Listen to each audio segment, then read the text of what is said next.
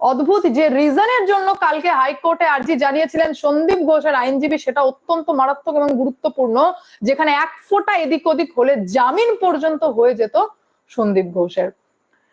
পরিষ্কারভাবে সিঙ্গেল বেঞ্চের বিচারপতি তীর্থঙ্কর ঘোষ তিনি জানিয়েছিলেন যে এই সমস্ত বিষয় আমি এখন পড়তে চাই না, আমি ঢুকতে চাই না।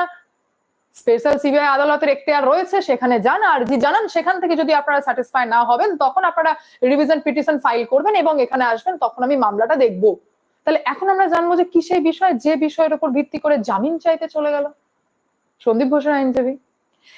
বলেছেন আইনজীবীর যুক্তি হচ্ছে, এটা ভয়ঙ্কর এবং মারাত্মক যুক্তি, সেটা হচ্ছে 7ই অক্টোবরের পর নেক্সট ডেট ছিল 21শে অক্টোবর সন্দীপ ঘোষদেরকে পেশ করা শিয়ালদা আদালতে হাজিরা দেওয়ার, কিন্তু সেখানে নাকি সিবিআই তাদেরকে পেশই করেনি। কিন্তু কিভাবে সিবিআই